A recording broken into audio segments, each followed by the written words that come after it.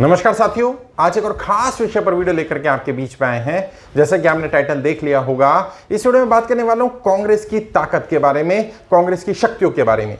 इससे पहले मैंने एक वीडियो बनाई थी भारतीय जनता पार्टी की शक्तियों के बारे में, तो बहुत सारे लोगों ने उसको बहुत अप्रिशिएट किया और लोगों ने कहा कि सर इसी तरह से बाकी पार्टियों की स्ट्रेंथ और उनकी वीकनेसेस पर भी बात करिए।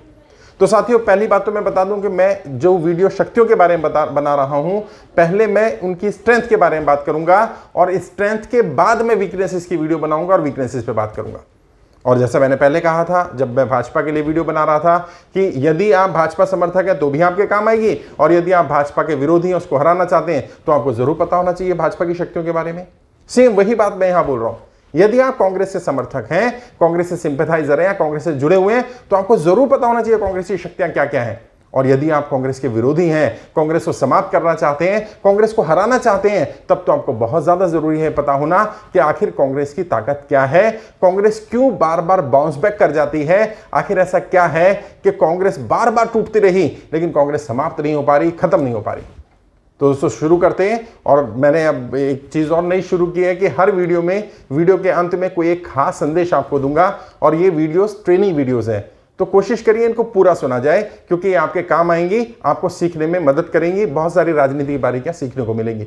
हर वीडियो के एंड में कोई ना कोई खास मैसेज, खास संदेश, खास जानकारी आपको दिया करूंगा। ये मैंने कोशिश की अपनी तरफ से। तो दोस्तों सबसे पहली चीज़ तो यह है कि कांग्रेस की स्ट्रेंथ है क्या। कांग्रेस की सबसे बड़ी ताकत है देश के हर गांव, हर मोहल्ले में उसके कार्यकर्ता। जी हां, देश का कोई गांव ऐसा नहीं है, देश का कोई मोहल्ला ऐसा नहीं है जहां कांग्रेस का कार्यकर्ता ना मिले। मतलब हो सकता है कि कहीं पर भारतीय जनता पार्टी या कोई क्षेत्रीय दल स्वीप कर रहा हो और सारी सीटें उनको जा रही हो, सारे वोट मिल रहे हो, लेकिन ऐसा नहीं हो सकता कि कोई कांग्रेस का झंडा उठाने वाला ना हो, कांग्रेस का नाम लेने वाला ना हो, कांग्रेस का कार्यकर्ता ना हो। देश का कोई भी, एक भी गांव, एक भी जिला, एक भी मोहल्ला ऐसा नहीं है जहां कांग्रेस के वर्कर नहीं हैं। और ये बहुत बड़ी स्ट्रेंथ होती है कि हर मोहल्ले में, हर गांव में कोई ना कोई व्यक्ति मिल जाना जो आपका समर्थक हो। अच्छा, कई बार ऐसा हो सकता है कि वो व्यक्ति अपने घर पर झंडा ना लगाए कांग्रेस का, ये हो सकता है, डर के मारे या अकेला है इस कारण से। लेकिन ये कह देना कि कांग्रेस का व्यक्ति उस गांव में नहीं है, उस मोहल्ले में नहीं है, मैं नहीं मान सकता। ये पार्टियां जो होती है ना, पार्टियों के कीटाणु होते हैं। पार्टियों के कीटाणु मरते नहीं है, ये जिंदा रहते हैं, ये पड़े रहते हैं और जैसी मौका लगता है पनप जाते हैं तुरंत। तो ये पहली स्ट्रेंथ है कांग्रेस की कि देश के हर गांव में, हर जिले में, हर मोहल्ले में, हर छोटी से छोटी यूनिट में कोई ना कोई एक कार्यकर्ता मिल जाएगा, कोई ना कोई एक व्यक्ति मिल जाएगा जो कांग्रेस का सिंपैथाइजर होगा, सपोर्टर होगा, वोटर होगा। ये पहली स्ट्रेंथ है। दूसरी स्ट्रेंथ क्या है कांग्रेस की? कांग्रेस के साथ एक नाम जुड़ा हुआ है, गांधी नेहरू फैमिली का एक बहुत बड़ी विरासत है। आज भले ही भारतीय जनता पार्टी सत्ता में है, भले ही संघ के लोग, भारतीय जनता पार्टी के लोग गांधी को, नेहरू को बदनाम करने के लिए परोक्ष रूप से बहुत कोशिश करते हो, लेकिन प्रत्यक्ष रूप से सामने गांधी का नाम लेना पड़ता है। उन्हें मालूम है कि गांधी को छोड़ करके हम राजनीति में सफल नहीं हो सकते हैं। भले ही अंदर खाने गांधी की कमियां बताते रहेंगे, गांधी ने क्या गलत किया, नेहरू की क्या कमियां रही, बोलते रहेंगे, बताते रहेंगे, लेकिन सच्चाई ये है कि उन्हें मालूम है बिना गांधी नेहरू का नाम लिए वो सफल नहीं हो सकते हैं। नीतियों पर कटाक्ष भी करेंगे तो सोच समझ कर करेंगे। इस बार भी 15 अगस्त पर जब लाल किले से प्रधानमंत्री जी ने अपना संबोधन किया, राष्ट्र को संबोधित किया, तो महात्मा गांधी का भी नाम लिया, पंडित जवाहरलाल नेहरू देश के पहले प्रधानमंत्री का भी नाम लिया। और ये गांधी नेहरू परिवार की जो विरासत है, ये कांग्रेस के साथ जुड़ी हुई है। और गांधी के थॉट, गांधी के विचार, गांधी जैसा महात्मा हमारे देश में होना और उसका किसी एक संगठन के साथ जुड़ा होना, भले ही इस पर हम डिस्कशन कर सकते हैं कि वो कांग्रेस और आज की कांग्रेस में क्या अंतर है, गांधी जी ने कांग्रेस के बारे में क्या कहा था, उसके बारे में हम कभी डिबेट डिस्कशन कर सकते हैं, लेकिन जुड़ाव, गांधी नेहरू फैमिली का जुड़ाव, ये विरासत, ये कांग्रेस की बहुत बड़ी स्ट्रेंथ है। और आज भी हम सब जानते हैं जब कांग्रेस बहुत बुरे दौर से गुजर रही थी, आज भी वैसे बुरा ही दौर चल रहा है कांग्रेस का, उस समय पर सोनिया गांधी जी ने आकर के, क्योंकि ये जो गांधी नेहरू फैमिली है ना, ये ग्लू का काम करती है, जोड़ने का काम करती है, ये तने का काम करती है, ताकि कांग्रेस जुड़ी रहे, संगठित रहे, इकट्ठा रहे। और इसके इर्द गिर्द रहेगी कांग्रेस, इसके बाहर कांग्रेस पनप नहीं पाएगी। कांग्रेस देख चुकी है, बहुत बार ट्राई करके देखा जा चुका है। खैर वो अलग विषय होगा, बट ये दूसरी स्ट्रेंथ है कांग्रेस की। कांग्रेस की तीसरी स्ट्रेंथ क्या है? आज़ादी की लड़ाई में कांग्रेस का योगदान। और कांग्रेस का योगदान तो आज़ादी की लड़ाई में था ही, भले वो कांग्रेस और इसमें फर्क है, ये इंदिरा गांधी जी की कांग्रेस है, वो कांग्रेस जो आजादी की लड़ाई लड़ रही थी वो अलग थी, लेकिन फिर भी क्योंकि नाम वही रहा, वही पीढ़ी दर पीढ़ी लोग चले आ रहे हैं। बहुत सारे लोग जिन्होंने कांग्रेस की स्थापना में अपना योगदान दिया था, उनमें से बहुत सारी पीढ़ियां कांग्रेस के आजादी मिल जाने के बाद देश को, उसके बाद भी कांग्रेस में नहीं, उनके परिवार के लोग सदस्य बने, सांसद बने, मंत्री बने, विधायक बने, कई राज्यों में मुख्यमंत्री बने। तो काफी हद तक वो जो आजादी की लड़ाई का श्रेय है या उसमें कांग्रेस का योगदान है, उस योगदान को मतलब ये नहीं किया जा सकता कि उनका कोई योगदान नहीं है। कितना है, कम है, ज्यादा है, उस पर बहस की जा सकती है। और खासकर से जब भारतीय जनता पार्टी या जनसंघ, भारतीय जनता पार्टी तो नहीं था, जनसंघ था या आरएसएस था, संघ था, संघ का भारत की आजादी की लड़ाई में कोई योगदान नहीं है, कोई ऐसा प्रमाणिक योगदान नहीं है। बाकी कहने को तो कुछ भी कह सकते हैं, लेकिन प्रमाणिक योगदान नहीं है। और जब विरोधी का योगदान ना हो तो आपका कम योगदान भी हो तो वो बहुत ज्यादा दिखता है। और आपके परिवार का योगदान और आपके वो लोग जो सिंपथाइजर रहे, जो कांग्रेस से जुड़े रहे, उन लोगों के परिवारों ने कुर्बानियां दी क्रांति के लिए। जो देश का सबसे बड़ा आंदोलन था, जन आंदोलन था, उसमें उन्होंने पार्टिसिपेट किया, अंग्रेजों को भगाने में अपना धन मन तन का योगदान दिया, तो वो एक क्रेडिट जाता है कांग्रेस को। कम या ज्यादा उस पर हम बहस कर सकते हैं।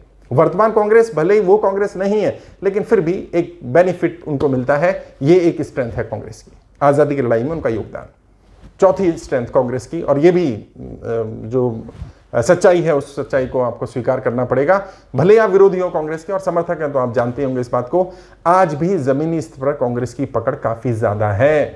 किसी भी नए संगठन को अगर भारतीय जनता पार्टी के खिलाफ खड़ा होना है तो उसे ना चाहते हुए भी कांग्रेस को साथ लेना पड़ता है, क्योंकि जमीनी स्तर पर, जैसे मैंने कहा ना, कार्यकर्ता मरता नहीं है, कार्यकर्ता समाप्त नहीं होता है, कार्यकर्ता कीटाणु की तरह पड़ा रहता है। वो 10-20 साल तक शांत होकर के पड़ा रहेगा और जैसे उसे मौका मिलेगा वो बाउंस बैक कर जाएगा, वो आ जाएगा, वो फ्रंट पे आ जाएगा, अचानक दिख जाएगा।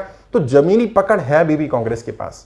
खासकर से माइनॉरिटीज में बात करें अगर, तो दलित समाज में बात करें, पिछड़े समाज में बात करें, और अपर कास्ट के भी कुछ एक बड़े तबके में कांग्रेस की पकड़ मौजूद है। तभी कांग्रेस की जब हम स्ट्रेंथ पे बात करेंगे, राज्यवार बात करेंगे या सीटों के बारे में बात करेंगे, तो आप हैरान होंगे जब लोग कहते हैं कि कांग्रेस समाप्त हो चुकी है, कांग्रेस खत्म हो गई है, या जो लोग कहते हैं कांग्रेस मुक्त भारत हो गया है या हो जाएगा, उन्हें सच्चाई नहीं पता, या उन्हें पता है वो जनता को या अपने समर्थकों को धोखे में रखते हैं, क्योंकि वो भी जानते हैं कि कांग्रेस को खत्म करना इतना आसान नहीं है। कांग्रेस के कीटाणु बहुत मजबूत है, वो इतनी आसानी से खत्म होने वाले नहीं है। ये चौथी स्ट्रेंथ है कांग्रेस की। जमीनी स्तर पर बहुत ज्यादा पकड़ है कांग्रेस की, भले कोई बोले ना बोले। जैसे मैंने कहा, कांग्रेस का कार्यकर्ता और भाजपा के कार्यकर्ता में एक अंतर है, आपने ऑब्जर्व किया होगा। आप कांग्रेस को गालियां दीजिए, बुरा कहिए, उनकी कमियां बताइए, उनके राज में कमियां बताइए, उनके नेता में कमियां बताइए, वो आपको जवाब देगा, तार्किक जवाब देगा नहीं देगा, गाली गलौच नहीं करेगा। यहीं दूसरी ओर भारतीय जनता पार्टी का कार्यकर्ता क्या है?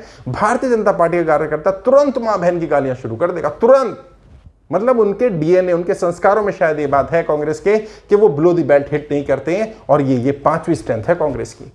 क्यों? क्योंकि समाज, हमारा समाज, भले ही हम घर में गाली गलौज करते हो, भले ही हम घर में उल्टा सीधा बोलते हो, लेकिन समाज सामाजिक रूप से, सामूहिक रूप से हमेशा ऐसे लोगों को स्वीकार करता है जो सभ्य हों, जो गाली गलौज ना करते हों, जो बुरा भला ना कहते हों, या जिनकी भाषा शालीन हो। उस शालीनता की वजह से कुछ वोटर कांग्रेस की तरफ हमेशा चला जाता है, क्योंकि वो गांधी नेहरू की विरासत, जो गांधी नेहरू की विचारधारा में सब विश्वास रखते हैं, जो गांधी के आदर्शों में विश्वास रखते हैं, तो वो तो गाली गलौज नहीं करेंगे, वो तो बिलो दी बेल्ट हिट नहीं करेंगे। वो तो कहेंगे गांधी जी ने जो प्रिंसिपल दिया कि अगर कोई एक थप्पड़ मारे तो दूसरा गाल भी आगे कर देना चाहिए। तो वो लोग जो सरेंडर करने वाले लोग हैं वो गाली गलौज नहीं करते। ये पांचवी स्ट्रेंथ है कांग्रेस की। छठी स्ट्रेंथ कांग्रेस की, कांग्रेस के साथ परोक्ष रूप से एक पूरा दल खड़ा हुआ है, जैसे भाजपा के साथ आरएसएस खड़ा हुआ है। भले वो इतना मजबूत नहीं है, लेकिन वो एक मजबूत कड़ी बन सकता है, और कई जगह पर है भी, कई राज्यों में। वो क्या है? कांग्रेस सेवा दल। सेवा दल और सेवा दल के समर्पित कार्यकर्ता, समर्पित संगठन। ऐसा संगठन जैसे आरएसएस है जो संघ परिवार भाजपा के लिए काम करता है, सेम वैसे ही उसी स्तर पर सेवा दल कांग्रेस के लिए काम करता है। ये और बात है कि कुछ कांग्रेस के बाद के आए नेताओं ने, या खासकर से जब संघियों को भेजा गया कांग्रेस में कांग्रेस को समाप्त करने के लिए, कभी उस पर भी चर्चा करेंगे, क्योंकि एक रणनीति होती है राजनीति में, बाहर से आक्रमण और भीतर से आघात। तो बाहर से तो संघ परिवार ने और भाजपा ने, जनसंघ ने आक्रमण किया ही किया, भीतर से आघात किया, अपने लोगों को भेज करके अंदर से कांग्रेस को तोड़ने का काम किया। और जैसे घुन होता है ना जो लकड़ी के अंदर जाकर के लकड़ी को खा जाता है, ऐसे ही बहुत सारे संघ ही अंदर घुसे और उन्होंने कांग्रेस को तबाह कर दिया, बर्बाद कर दिया। कांग्रेस के उन कार्यकर्ताओं को खत्म कर दिया, उस सेवा दल को भी खत्म करने का श्रेय उन्हीं को जाता है। आप सब जानते हैं उन नेताओं के बारे में, मैं नाम नहीं लूंगा खुल करके, कभी बात करेंगे इस पर भी कि कांग्रेस इतनी बुरी हालत में कैसे पहुंची और कांग्रेस को यहां तक पहुंचाने में परोक्ष रूप से भारतीय जनता पार्टी का या संघ परिवार का क्या रोल रहा, प्रत्यक्ष रूप से जो है वो तो सबको दिख ही रहा है। लेकिन हाँ, ये स्ट्रेंथ है कांग्रेस की, सेवा दल। और जब भी कांग्रेस रिवाइव करती है, आप इतिहास उठा करके देख लीजिएगा, जब कांग्रेस ने बाउंस बैक किया है उसमें सेवा दल के समर्पित कार्यकर्ताओं का बहुत बड़ा रोल रहा है। और जब कांग्रेस के नेताओं ने या संघियों ने या छुपे लोगों ने या जो भी संगठन विघटक भी होते हैं, भारतीय जनता पार्टी और जनसंघ में ऐसे लोग होते हैं या संघ में ऐसे लोग हैं जिन्हें भेजा जाता है। संगठन विघटक मतलब जिनका काम है संगठन को अंदर जाकर के तबाह करना। ये संगठन विघटक को जब तक इन्हें सेवा दल पर इनका कंट्रोल नहीं था या सेवा दल को समाप्त नहीं किया था, तब तक कांग्रेस जल्दी बाउंस बैक कर जाती थी। अब क्या किया गया, सेवा दल को समाप्त कर दिया गया, उसके कार्यकर्ताओं को जरूरी संसाधन ही नहीं मिलेंगे तो कार्यकर्ता काम कैसे करेंगे। बट फिर भी अभी भी है और ये एक अच्छी स्ट्रेंथ है कांग्रेस की, जो कांग्रेस सेवा दल है, ये छठी स्ट्रेंथ है। सातवीं स्ट्रेंथ, सरकार चलाने का अनुभव। और खुलकर बोलूं तो भारतीय जनता पार्टी के कई नेता, कई कार्यकर्ता, कई सीनियर नेताओं ने मुझे पर्सनली ये बात बोली है और शायद आपने भी सुनी हो। वो कहते हैं भाई भारतीय जनता पार्टी विपक्ष की पार्टी है, हमें विरोध बहुत अच्छी तरह करना आता है, और कांग्रेस सत्ता पक्ष की पार्टी है, उन्हें सरकार चलाना अच्छी तरह से आता है। और सच्चाई है, आज जिस तरह का माहौल देश में है, जितनी महंगाई है, बेरोजगारी है, जो कोरोना में मिसमैनेजमेंट हुआ है, मैं सच्चाई बता रहा हूं, अगर भारतीय जनता पार्टी विपक्ष में होती तो ईंट से ईंट बजा देती साहब। उन्हें विरोध करना आता है। 60 रुपए के पेट्रोल पर, 400 रुपए के सिलेंडर पर जैसा विरोध किया था ना, आज 900 रुपए के सिलेंडर पर और 100 रुपए के पेट्रोल पर भी कांग्रेस वो विरोध नहीं कर पाएगी। क्यों? क्योंकि कांग्रेस विपक्ष की पार्टी नहीं रही है, कांग्रेस को सत्ता पक्ष का अनुभव ज्यादा रहा है। 50 साल तो लगभग एक ही परिवार के लोगों ने सत्ता में रहे हैं और कांग्रेस का सरकार में इन्वॉल्वमेंट काफी लंबे समय तक रहा है। तो वो कांग्रेस को अनुभव है, और अनुभव है तो उन्हें इकोनॉमी को कैसे चलाना है, कैसे रिवाइव करना है। इतने बड़े देश को, जब पंडित जवाहरलाल नेहरू को देश मिला तो देश बहुत बुरे हालात में था, सच में बहुत बुरे। और कभी समय मिले तो पढ़िएगा, किताब है फ्रीडम एट मिडनाइट, आजादी आधी रात को, पढ़िएगा। उसमें से पता चलेगा जिन हालातों में भारत देश पंडित जवाहरलाल नेहरू को मिला था, ये देश एक नहीं रहना चाहिए था, टूट जाता। शुक्र है कि हमें पंडित जवाहरलाल नेहरू जैसा एक विजनरी लीडर मिला, विजनरी प्रधानमंत्री मिला, जिसने 12 वर्ष तक देश को एक सही डायरेक्शन पर लेकर के आया। वरना पड़ोसी देश जो हमारे साथ ही आजाद हुआ था, उसमें देखिए 12 वर्ष में क्या हो गया था। कहावत फेमस हो गई थी, पंडित जवाहरलाल नेहरू तो बोलते थे मजाक में कि इतनी स्पीड से तो मैं नई धोती नहीं खरीदता जितनी देर स्पीड में पाकिस्तान नया प्रधानमंत्री ले आता है। जब उनसे पूछा गया था कि पाकिस्तान से बात करिए तो उन्होंने कहा भाई मैं तो इतनी स्पीड से धोतियां नहीं बदलता, पाकिस्तान प्रधानमंत्री बदल देता है। और ये सच्चाई है। बहुत, अगर आप पढ़ेंगे शुरू के दौर में पाकिस्तान बहुत उथल पुथल में रहा और इसलिए वो पिछड़ता चला गया और भारत को एक स्थिर सरकार मिली, पंडित जवाहरलाल नेहरू जैसा नेतृत्व मिला, और जो बाकी नेता भी थे उन नेताओं का नेतृत्व, उन नेताओं की सोच। और शायद आप में से बहुत कम लोग ये बात जानते होंगे, जब लाल किले से अंग्रेजी झंडा हटा उस समय पर तिरंगा झंडा लगाया गया। तो आपको पता है पंडित जवाहरलाल नेहरू ने उस तिरंगा झंडा लगाने के लिए और अंग्रेजों का झंडा हटाने के लिए किसको नेतृत्व दिया? उन्होंने Indian national army, Subhash Chandra Bose की इंडियन नेशनल आर्मी के जनरल शाहनवाज को जिम्मेदारी दी, और जनरल शाहनवाज वो पहले व्यक्ति बने जिन्होंने तिरंगा झंडा लाल किले पर फहराया। अगर संघियों की सरकार होती या जो इस तरह की सोच की सरकार होती जो फूट डालती है, लड़ाई झगड़ा कराती है, तो कभी कभी ऐसा फैसला नहीं लेते, वो कभी भी नहीं लेते। ये विजनरी लीडर की सोच होती है कि भले ही बंटवारा हुआ है, देखिए सिचुएशन देखिए, देश का बंटवारा हुआ है और धर्म के आधार पर हुआ है। कुछ धर्म के लोग उधर चले गए हैं, कुछ पागल सनकिया जो भी कहें, जिन्हें देश को सिर्फ जिन्होंने एक जमीन का टुकड़ा मान लिया था, जबकि मातृभूमि, मादरे वतन क्या होती है उन्हें शायद अंदाजा नहीं था। लेकिन फिर भी पंडित जवाहरलाल नेहरू ने इतना बड़ा फैसला लिया। क्यों? क्योंकि वो विजनरी लीडर थे। वो जानते थे कि देश को इकट्ठा कैसे रखना है, जोड़कर कैसे रखना है। उन्हें पता था कि देश का फैब्रिक कैसा है। ये सरकार चलाने का अनुभव पहले प्रधानमंत्री से लेकर के और आखिरी मनमोहन सिंह जी तक, भले ही ठीक है कुछ घोटालों की बातें हुई, कुछ आरोप लगे, और जैसा मैंने पहले भी कहा है नेताओं पर तो आरोप लगेंगे और वो आरोप सिद्ध भी नहीं हो पाएंगे, और वैसा ही हुआ। कोल घोटाला कहाँ गया, 2G घोटाला कहाँ गया, स्पेक्ट्रम घोटाला कहाँ गए, वो सब फाइलों में, पेपर में सब पूरा हो जाएगा। किसी को सजा नहीं होगी, थोड़ी बहुत सजा 2-4 साल होकर आ जाएगी। लाखों करोड़ रुपए का घोटाले हुआ करते थे या ऐसा बताया गया था। बट सरकार चलाने का अनुभव है। मैं ये नहीं कह रहा हूं कि कांग्रेस ने गलतियां नहीं की, गलतियां की हैं तभी तो कांग्रेस यहां पहुंची है, लेकिन हाँ, सरकार चलाने का अनुभव कांग्रेस के पास है। ये उसकी 7वीं स्ट्रेंथ है। 8वीं स्ट्रेंथ, जो अगर डाटा पे बात करें, आज कांग्रेस कहां खड़ी है उसको समझिए। अपने बलबूते 3 राज्यों में सरकार चला रही है कांग्रेस, जहां 3 उनके मुख्यमंत्री हैं और 3 झारखंड, छत्तीसगढ़ है इसमें राजस्थान जैसा राज्य है इसमें, और इसमें पंजाब जैसा राज्य है।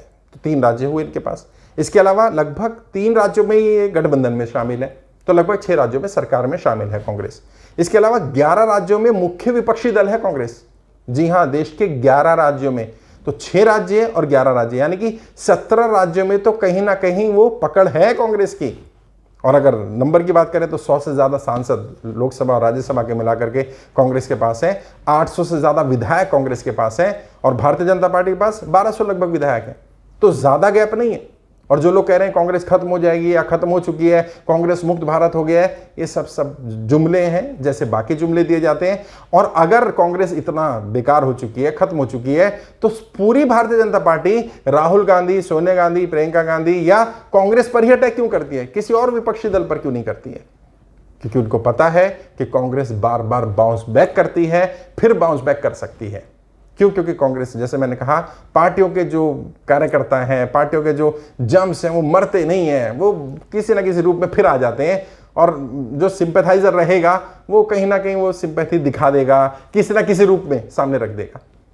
हाँ, ये बात सही है कि वर्तमान परिस्थिति में कांग्रेस जैसा काम करना चाहिए उसको विपक्ष के नाते भी जो करना चाहिए वो नहीं कर पा रही है। और इतनी स्ट्रेंथ होने के बाद भी, 100 सांसद होने के बाद, लोकसभा और राज्यसभा के मिलाकर 800 विधायक होने के बाद, उन्हें नहीं पता चल रहा कि सरकार का विरोध कैसे करना है, सरकार की गलत नीतियों पर सवाल कैसे करना है। मैंने कोशिश की इस वीडियो में आपको बताने की कांग्रेस की ताकत क्या है। किसी और वीडियो में बताएंगे कांग्रेस की कमियां क्या हैं, कांग्रेस क्या कहां गलतियां करती है। जैसे भारतीय जनता पार्टी की गलतियों के बारे में भी हम बात करेंगे आने वाली किसी वीडियो में। अब एक खास संदेश, जो मैंने कहा था कि हर वीडियो के एंड में एक संदेश दूंगा। एक बात मैं आपको बताना चाहता हूं, कभी भी राजनीति में अगर सफल होना हो तो किसी पार्टी या नेता के समर्थक या विरोधी बन करके सफलता पाना बहुत मुश्किल होता है। अगर व्यक्तिगत राजनीतिक सफलता की बात की जाए तो व्यक्तिगत राजनीतिक सफलता के लिए क्या करना चाहिए? हर नेता से, हर पार्टी से, हर संगठन से अच्छी और बुरी बातें जानिए, समझिए, अच्छी चीजें सीख लीजिए, और जो बुरी चीजें हैं उनसे बचिए। जब हम कांग्रेस की कमियों की बात करेंगे तो वो कमियां अगर आपके संगठन में हो, या आप जिसमें हैं उसमें हो, या आप कोई पार्टी संगठन चला रहे हैं उसमें हो, तो उनको छोड़ने की कोशिश करिए। जब हमने बात की स्ट्रेंथ की, तो देखिए इनमें से कौन सी स्ट्रेंथ आपके अंदर हो सकती है और कौन सी चीज ऐसी है जिसको आप सामने रख सकते हैं। अपने विरोधी से भी जानने की कोशिश करिए, विरोधी से भी सीखने की कोशिश करिए, और हर दिन अपने स्तर पर अपने आप को इंप्रूव करिए। यदि आप तय कर लेते हैं कि मैं हर दिन अपने पुराने रिकॉर्ड तोड़ूंगा, तो यकीन मानिए दुनिया का कोई इंसान आपके रिकॉर्ड नहीं तोड़ सकता। यदि आप चाहते हैं कि कोई आपके रिकॉर्ड ना तोड़े, अपने रिकॉर्ड खुद तोड़ते रहिए। हर बार पहले से ज्यादा बेहतर और बेहतर और बेहतर और बेहतर के लिए प्रयास करिए, और एक दिन आप बेहतरीन बन जाएंगे। एक दिन आप राजनीति के शीर्ष नेतृत्व तक पहुंचेंगे, शिखर तक पहुंचेंगे। राजनीति में बड़ी सफलता जरूर मिलेगी आपको। मेरी शुभकामनाएं आपके साथ है। कोई सवाल है, कोई डाउट है, कुछ पूछना चाहें तो वीडियो के डिस्क्रिप्शन में मेरा नंबर मिल जाएगा, डायरेक्ट बात कर सकते हैं। कोशिश करूंगा मैं आपको गाइड कर पाऊं। आज के लिए इतना ही। आए किसी और विषय पर बात करेंगे। आपके उज्जवल राजनीतिक भविष्य के लिए हार्दिक शुभकामनाएं। जय हिंद, जय भारत।